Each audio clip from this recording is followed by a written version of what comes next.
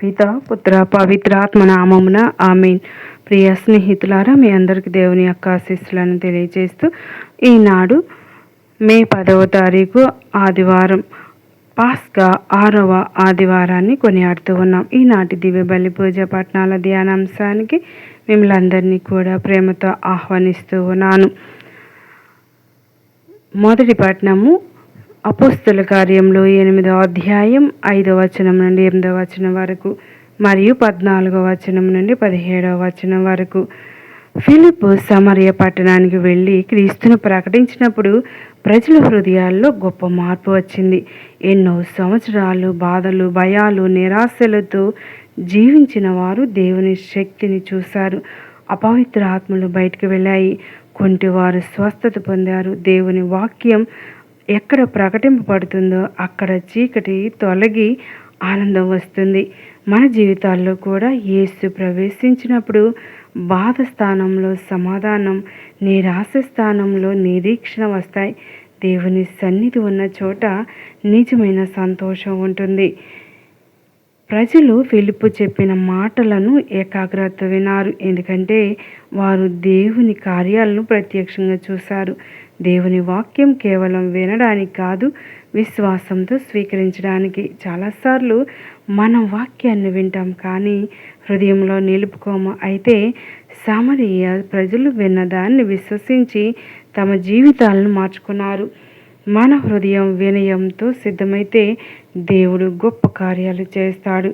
యెరూషలేములోని అపోస్తలులు సమరయ ప్రజలు దేవుని వాక్యాన్ని అంగీకరించారని విని పేతురు, యోహానులను పంపెను. వారు వచ్చి ప్రార్థించగా పరిశుద్ధాత్మ వారి మీదకి దిగివచ్చెను. ఇది సంఘ ఐక్యతను మరియు దేవుని కృపను తెలియజేస్తుంది. క్రైస్తవ జీవితం కేవలం బాప్తిస్మంతో ముగియదు. పరిశుద్ధాత్మ నడిపింపులో జీవించాలి. పరిశుద్ధాత్మ మనకు బలం, జ్ఞానం, పరిశుద్ధతనిస్తాడు. ఆయన సహాయం లేకుండా ఆత్మీయ జీవితం బలహీనమవుతుంది. ఈ వాక్యం మనకు ఒక గొప్ప సత్యాన్ని నేర్పుతుంది. దేవుని వాక్యాన్ని విశ్వసించిన చోట ఆనందం పుడుతుంది. మన కుటుంబంలో, సంఘంలో, సమాజంలో నిజమైన మార్పు రావాలంటే యేసు ప్రకటింపబడాలి. అలాగే పరిశుద్ధాత్మకు మన హృదయాన్ని తెరవాలి. దేవుడు ఈరోజు కూడా మన జీవితాల్లో స్వస్థత, విమోచన, ఆనందాన్ని ఇవ్వగలడు. మనం విశ్వాసంతో ఆయనను ఆహ్వానిస్తే ఆయన కృప మనలను కొత్త వారిగా మారుస్తుంది.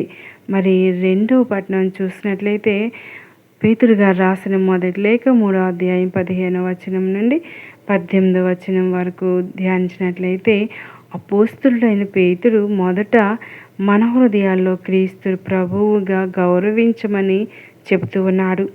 క్రైస్తవ జీవితం బయట కనిపించే ఆచారాల కంటే ముందుగా హృదయ సమర్పణతో ప్రారంభమవుతుంది.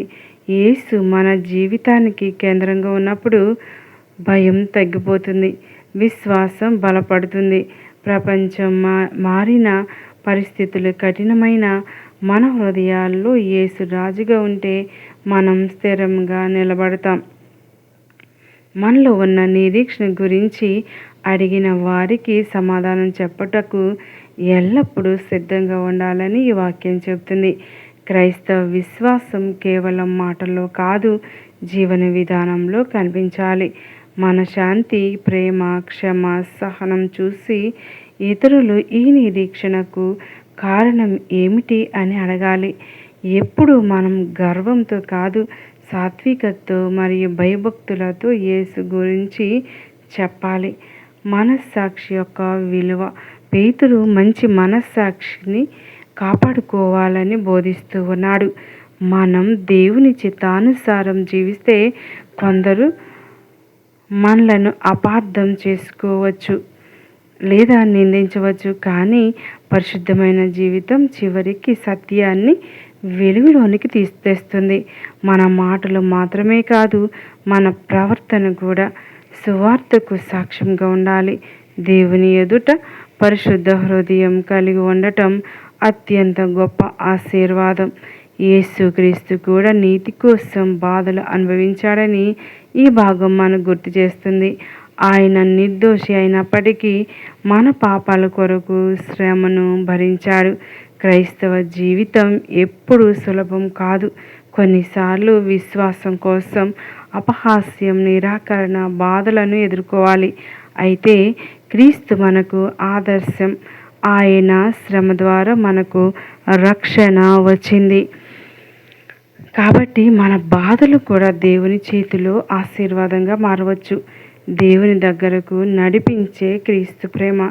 ఈ వాక్యం భాగంగా చివరిగా యేసు మరణం యొక్క గొప్ప ఉద్దేశాన్ని తెలియచేస్తుంది.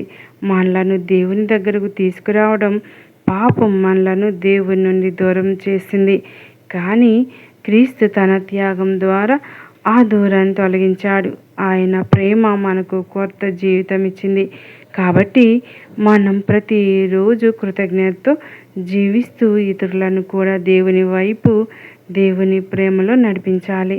యేసులోని నిజమైన నిరీక్షణ, శాంతి, రక్షణ ఉన్నాయి. మరి సువార్త పట్టణాన్ని ధ్యానించినట్లయితే యోహాను సువార్త 14వ అధ్యాయం 15వ వచనం నుండి 21వ వచనం వరకు మనం ధ్యానించుకుందాం. యేసు ప్రభు, మీరు నన్ను ప్రేమిస్తే నా ఆజ్ఞలను గైకొనిడి అన్నాడు. ప్రేమ కేవలం మాటల్లో ఉండకూడదు, అది విధేయతతో కనిపించాలి. చాలాసార్లు మనం దేవుని ప్రేమిస్తున్నామని చెప్పిన ఆయన చిత్తానికి లోబట్టంలో వెనుకడుగు వేస్తాం. కానీ నిజమైన శిష్యత్వం అంటే యేసు చెప్పిన మార్గంలో నడవడం. దేవుని ఆజ్ఞలు భారంగా కాక ఆశీర్వాదానికి దారి చూపే మార్గాలు. యేసు తన శిష్యులను అనాథలుగా విడిచిపెట్టనని చెప్పాడు. ఆయన పరిశుద్ధ ఆత్మను ఆదరణకర్తగా పంపించాడు. మనం ఒంటరిగా ఉన్నప్పుడు, బాధల్లో ఉన్నప్పుడు, అయోమయంలో ఉన్నప్పుడు పరిశుద్ధాత్మ మనకు ధైర్యం ఇస్తాడు. ఈ లోకంలోని మనుషులు మనలను విడిచిపెట్టవచ్చు, కానీ దేవుని ఆత్మ ఎప్పటికీ మనతోనే ఉంటుంది. ఇది విశ్వాసికి గొప్ప ఓదార్పు. యేసు చెప్పిన సత్యమును ప్రపంచం చూడలేదు, తెలుసుకోలేదు. ఎందుకంటే ప్రపంచం భౌతిక విషయాలను మాత్రమే చూస్తుంది. కానీ దేవునితో నడిచే వ్యక్తి పరిశుద్ధాత్మ కార్యాన్ని అనుభవిస్తాడు. ప్రార్థనలో, వాక్య ధ్యానంలో, పరిశుద్ధ జీవనంలో దేవుని సన్నిధి స్పష్టంగా తెలుస్తుంది. మన హృదయం పరిశుద్ధంగా ఉంటే దేవుని స్వరం వినగలుగుతాం. ఈ మాటలో యేసు హృదయపు ప్రేమ కనిపిస్తూ ఉంది. మన జీవితంలో కొన్నిసార్లు అందరూ దూరమవుతున్నట్టు అనిపిస్తుంది. కుటుంబం, స్నేహితులు, మనుషులు సహాయం లేకపోయినా మనం యేసు మనలను విడిచిపెట్టడు. ఆయన సన్నిధి మన బలహీనతలో బలం, కన్నీళ్ళలో ఆదరణ, చీకటిలో వెలుగుగా ఉంటుంది. దేవుని సంతానంగా మనం ఎప్పుడు ఒంటరి వారం కాదు. నేను బ్రతికి ఉన్నాను కనుక మీరు కూడా బ్రతుకుదురు అని యేసు చెప్తూ ఉన్నారు. యేసు పునరుత్థానం విశ్వాసికి జీవన నిరీక్షను ఇస్తుంది. సమస్యలు, అపజయాలు, మరణ భయం కూడా విశ్వాసిని జయించలేవు. ఎందుకంటే మన ప్రభు సజీవుడు. ఆయనలో ఉన్న జీవం మన ఆత్మను నూతనపరుస్తుంది. యేసుతో సంబంధం ఉన్న జీవితం ఎప్పటికీ నిరాశలో ముగియదు. యేసు తన ఆజ్ఞలను గైకొనే వారిని ప్రేమిస్తానని చెప్పాడు. దేవుని ప్రేమ అందరికీ ఉన్న ఆయనతో సన్నిహిత అనుభవం విధేయుల జీవితంలో ఎక్కువగా కనిపిస్తుంది. దేవుని చిత్తం ప్రకారం జీవించే వారికి ఆయన తనను మరింత స్పష్టంగా తెలియజేస్తాడు. ఇది ఆత్మీయ జీవితంలో గొప్ప రహస్యం.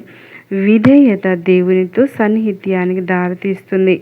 పరిశుద్ధాత్మ మనలను బలపరుస్తాడు, సత్యంలో నడిపిస్తాడు, పాపాన్ని గ్రహింపచేస్తాడు, మన బలహీనతలను మార్చి క్రీస్తు స్వభావాన్ని మనలో పెంచుతాడు. మనం మన శక్తితో పరిశుద్ధ జీవితం గడపలేం. పరిశుద్ధాత్మ సహాయంతోనే ప్రేమ, సహనం, క్షమ, పవిత్రతలో ఎదగలుగుతాం. అందుకే ప్రతిరోజు పరిశుద్ధాత్మ నడిపింపును కోరుకోవాలి. ప్రియ స్నేహితులారా, మరి ముగింపు ప్రార్థనగా మనం కళ్ళు మూసుకొని ప్రార్థించుదాం. ప్రియమైన పరలోక తండ్రి, నీ ప్రేమకు మా హృదయపూర్వ కృతజ్ఞతలు చెల్లించున్నాం. మమ్మల్ని అనాథలుగా విడిచిపెట్టకుండా పరిశుద్ధాత్మను ఇచ్చినందుకు మీకు స్తోత్రములు. ప్రభువా యేసయ్య, నిన్ను ప్రేమించే హృదయాన్ని మాకు దయచేయండి. నీ ఆజ్ఞలను గైకొనే విధేయతను ప్రసాదించండి.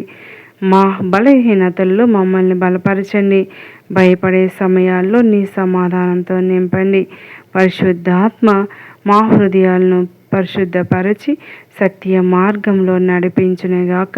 మన జీవితాలు నీ ప్రేమకు సాక్షులుగా మారినట్లు కృపనివ్వండి. మా కుటుంబాల్లో శాంతిని, సంఘాల్లో ఐక్యతను, మా హృదయాల్లో నీ ప్రేమ సన్నిధిని నింపండి. ఈ ప్రార్థన మా నాథుడైన యేసుక్రీస్తు ద్వారా అడిగి వేడుకుంటున్నాం తండ్రి. ఆమేన్. పితా పుత్ర పవిత్ర ఆత్మ నామమున ఆమేన్.